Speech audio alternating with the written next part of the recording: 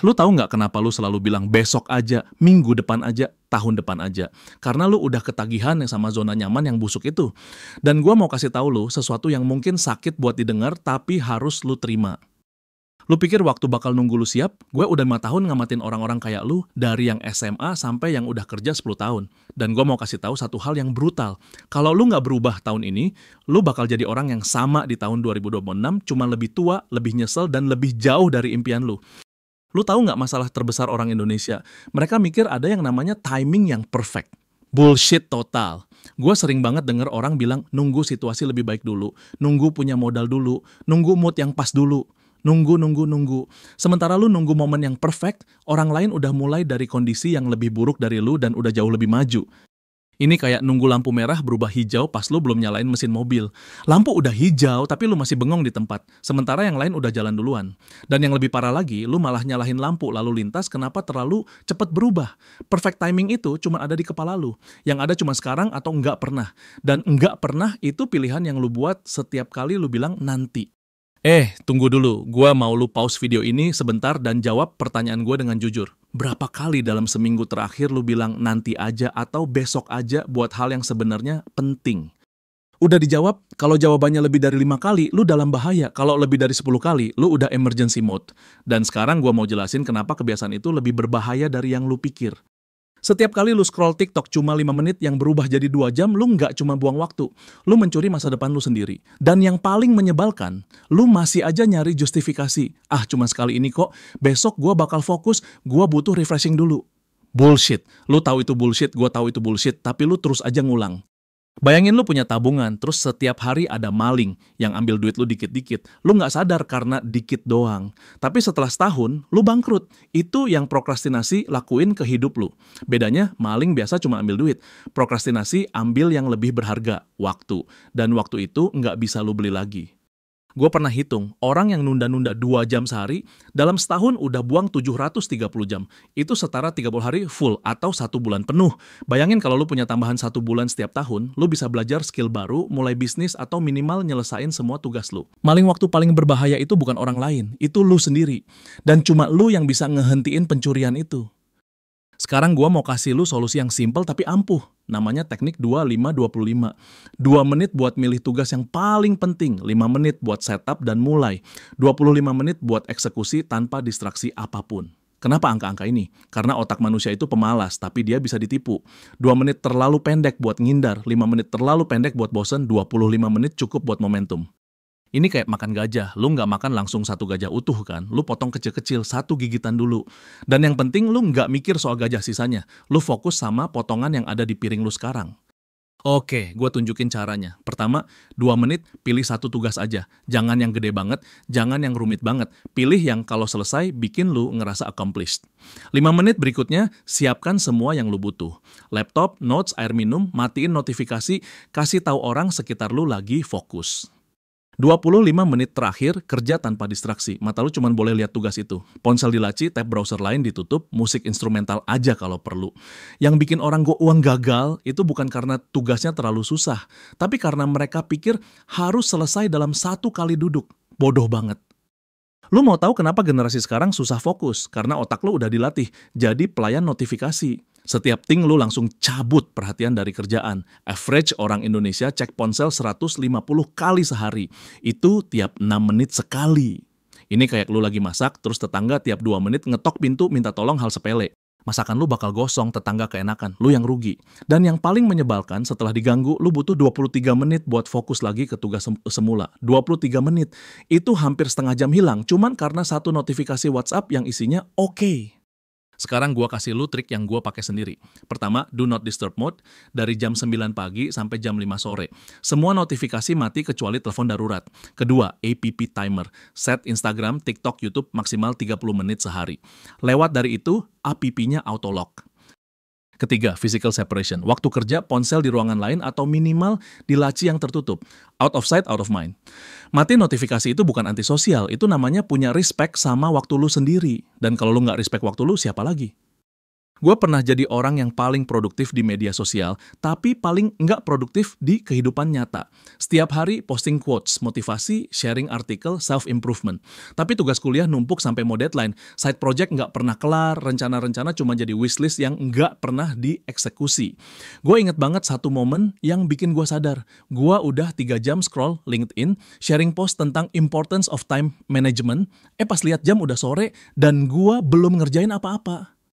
Dan ternyata gua nggak sendiri. Ada research yang bilang 88% orang yang bikin New Year resolution gagal sebelum Februari. 88% itu hampir semua orang. Tapi lu tahu nggak bedanya 12% yang berhasil sama 88% yang gagal? Bukan skill, bukan IQ, bukan privilege. Cuma satu hal, mereka action sekarang. Nggak nunggu nanti. Sampai akhirnya gue sadar, lu bisa jadi yang paling rajin ngomong tentang sukses, bisa jadi expert teori produktivitas, tapi kalau nggak ada action, lu cuman badut motivasi buat diri lu sendiri. Oke, sekarang gue mau tes lu. Gue mau lihat lu termasuk yang 12% atau 88%. Challenge sederhana. Setelah nonton video ini, dalam 10 menit ke depan, pilih satu tugas yang udah lu tunda-tunda, terus langsung kerjain selama 25 menit. Jangan mikir, jangan planning dulu, jangan nanti setelah makan. Sekarang. Dan kalau lu berhasil, komen done plus apa tugas yang lu kerjain.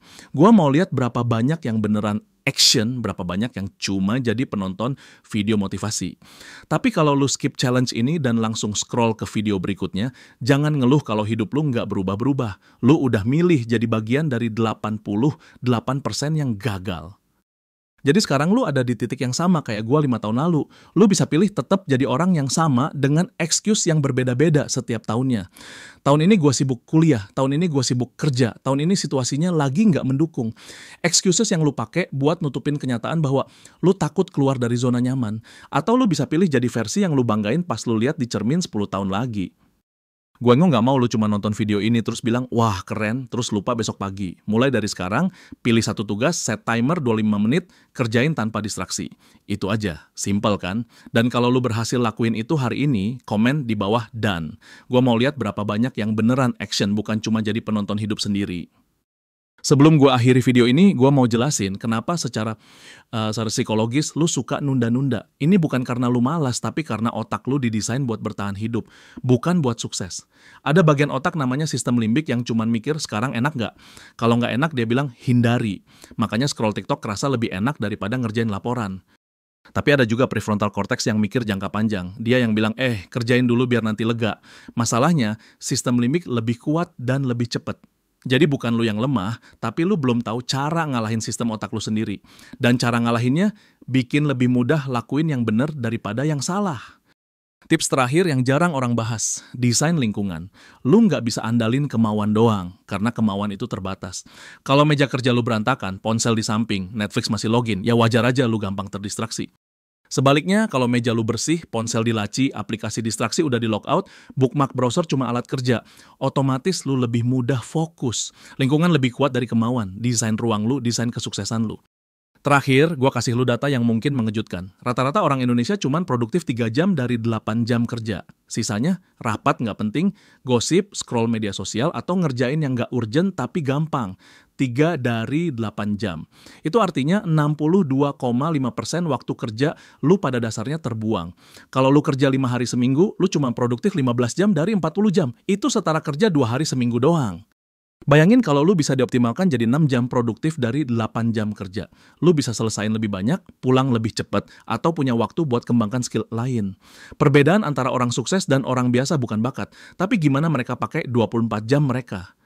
Oke, gue mau bikin ini lebih menarik. Gue tantang semua yang nonton video ini, terapin semua yang gue jelasin selama 7 hari.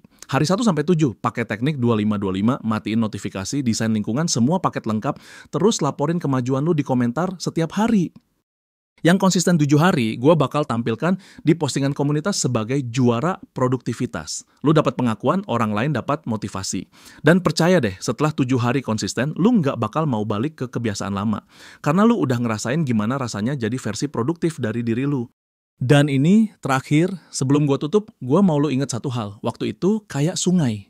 Lu bisa berenang melawan arus, atau lu bisa berenang searah sama arus. Orang yang sukses bukan yang berenang paling kenceng, tapi yang paling efisien mengatur energi mereka. Dan lu yang udah nonton sampai sini, udah buktiin bahwa lu serius mau berubah. Karena 70% orang bakal skip di menit kelima. Lu udah beda. Sekarang tinggal buktiin lewat tindakan. Ingat, lu nggak butuh jadi sempurna. Lu cuma butuh jadi lebih baik dari kemarin. Konsistensi mengalahkan kesempurnaan. Tindakan mengalahkan niat.